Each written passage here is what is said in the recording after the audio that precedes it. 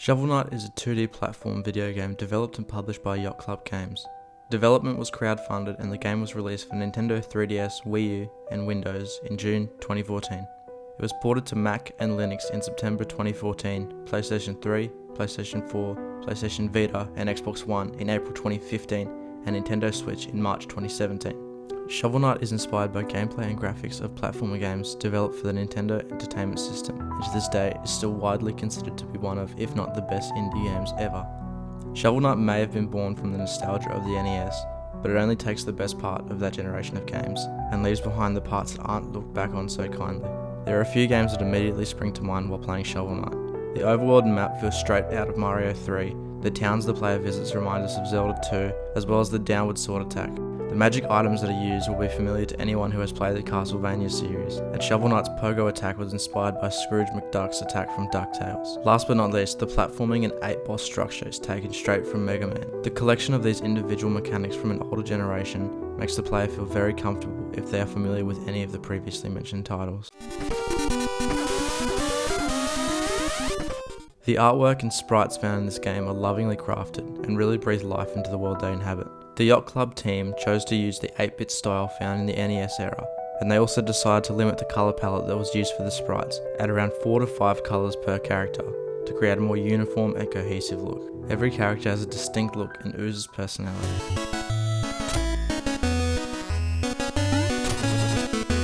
The game uses parallax scrolling, which is one of the biggest differences between it and any NES game, and this benefits Shovel Knight greatly, as once again, this adds life to the game and really sucks you into this world. Every stage you enter tells a unique story through the artwork alone. Every world is distinct and fantastical, and would feel right at home on an NES title. The plot of Shovel Knight is fairly simple on the surface: rescue the princess. Despite this outdated model, Yacht Club modernised the trope, as instead of being a helpless damsel in distress, Shield Knight is portrayed as an equal to Shovel Knight, as seen in the opening cutscene as well as the final fight where she helps you in battle.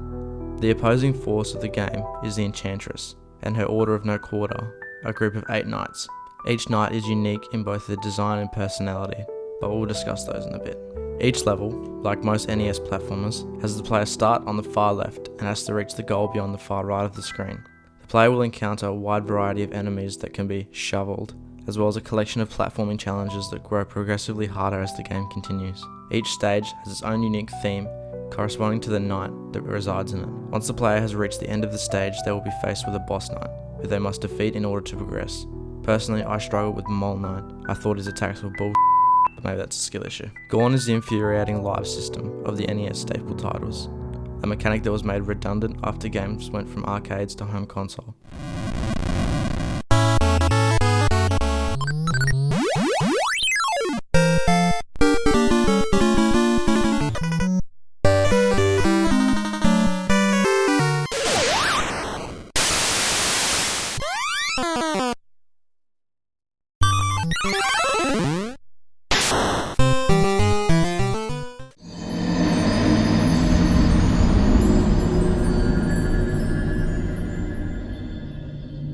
And instead is replaced by a checkpoint system.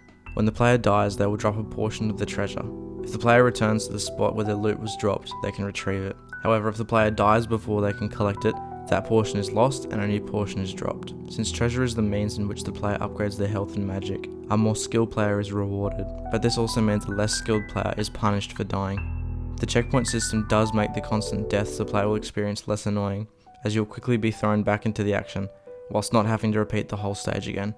You can also destroy checkpoints though, giving you some extra treasure, which creates a fun risk-reward system. Shovel Knight can use his shovel blade to slash at or bounce off enemies, dig piles and destroy obstacles. He can use relics bought from Chester as a secondary weapon consuming magic. He can also upgrade his shovel blade and armor at hubs for new effects as well as his own health and magic capacity. Music sheets can also be collected throughout the stages to listen to the game's music played by the bard.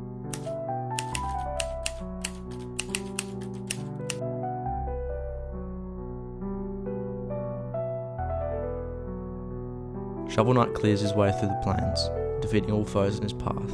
He then encounters Black Knight, who tries to dissuade Shovel Knight from reaching the Tower of Fate, but Shovel Knight ignores his warnings and defeats him. The Black Knight then flees defeated. When resting at a campfire, Shovel Knight suffers a nightmare about Shield Knight falling with him trying to catch her. When Shovel Knight first arrives at the village, Farrell warns him that he cannot enter the village with a weapon. However, upon seeing the shovel blade, he laughs it off and allows Shovel Knight to walk freely throughout the village.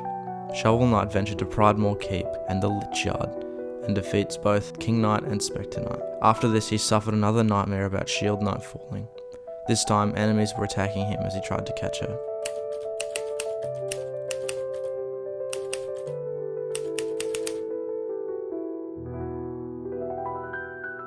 Shovel Knight presses on further into the valley and visited the Explodatorium, the Iron Whale, the Lost City, defeating Plague Knight, Treasure Knight, and Mole Knight. After defeating all three, he suffered another nightmare about Shield Knight, only this time with more enemies in the nightmare. Shovel Knight encountered Reese, who had heard of a shovel-wielding knight terrorizing the villagers, and attacked Shovel Knight believing it to be him. Shovel Knight defeated Reese and assured him that he had not done so. Shovel Knight and Reese parted on good terms. Shovel Knight also encountered Baz, who was angry at being rejected from the Order of No Quarter. Believing he would earn a knighthood if he defeated Shovel Knight, Baz attacks him. After being defeated, Baz throws a temper tantrum, hitting the ground while sobbing. When Shovel Knight visited the armor outpost, he paid for the customers in the hat shop, which caused Mr. Hat to go into a frenzy, seeking to take Shovel Knight's helmet. After being defeated, Mr. Hat apologizes profusely and flees. Shovel Knight also visits the Hall of Champions. After paying his entrance fee, he was sealed inside and learned the hall was infested with ghosts. After purging the Hall of Champions of ghosts and defeating the Big Creep, Shovel Knight continues on his way. In the third area, Shovel Knight ventured to the Clockwork Tower, the Stranded Ship, and the Flying Machine, defeating Tinker Knight, Polar Knight,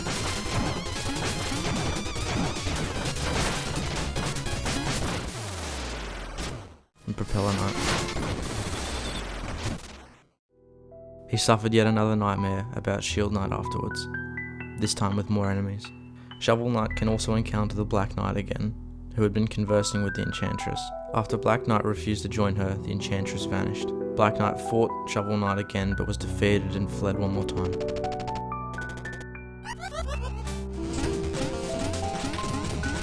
While Shovel Knight is incredibly difficult, it is also fairly lenient with its checkpoint system, and is incredibly rewarding after the player has finally overcome that one jump or that one boss that has been sending them back to the last checkpoint for hours.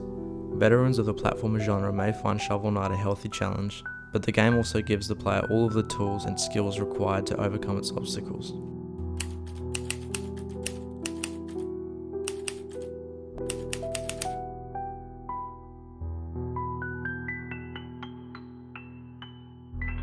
At last, Shovel Knight enters the ramparts of the Tower of Fate.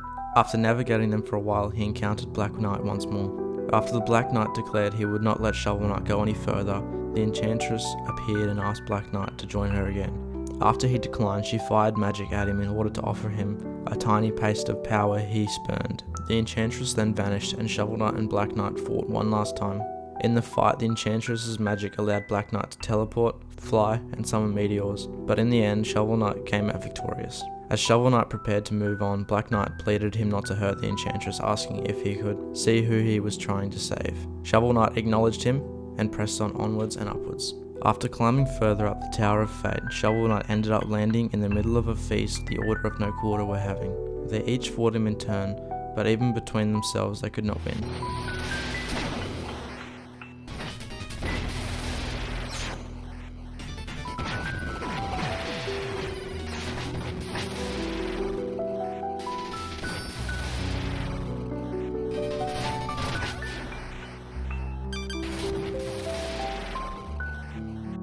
The Order was left hanging, and King Knight pleaded with Shovel Knight to help them up, which is an optional action. Shovel Knight eventually reached the Enchantress and asks her, who turns out to be a possessed Shield Knight, to return to him. The Enchantress mocked him, proclaiming Shield Knight was gone. They fight and eventually Shovel Knight won, breaking the curse and releasing Shield Knight. He caught her, and they were reunited at last. However, the evil spirit within the amulet had taken form of the Remnant of Fate and attacked both of them. Working together, Shovel Knight and Shield Knight are able to defeat the Remnant of Fate, but in doing so, the Tower of Fate starts crumbling. The Remnant then attacked, stunning Shovel Knight. Shield Knight held off another of the Remnant's attacks. Black Knight then appears, and Shield Knight swore him to protect Shovel Knight and flee. Despite his initial protests, he relented and fled with Shovel Knight, leaving Shield Knight behind.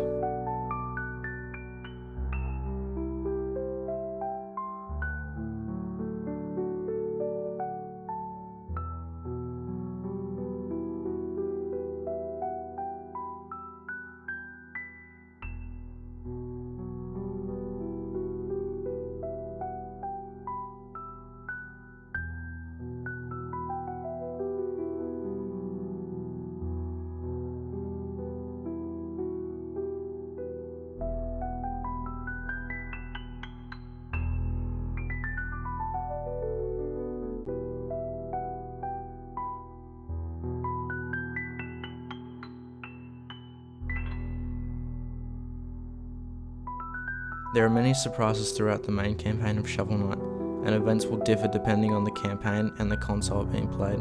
The Sony and Xbox versions were released in April of 2015, and an optional secret boss against Kratos and Battletoads were available on PS4 and Xbox One respectively.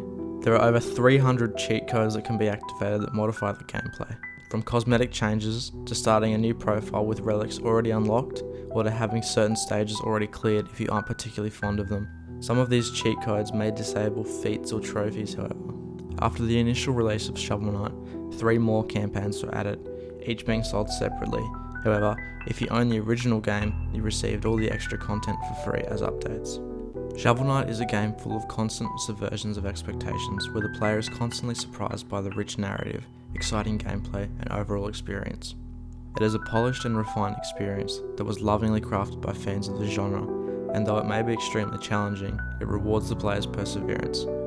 The impact of Shovel Knight on the gaming world cannot be understated. It has left its mark on the indie sphere and inspired many other creators.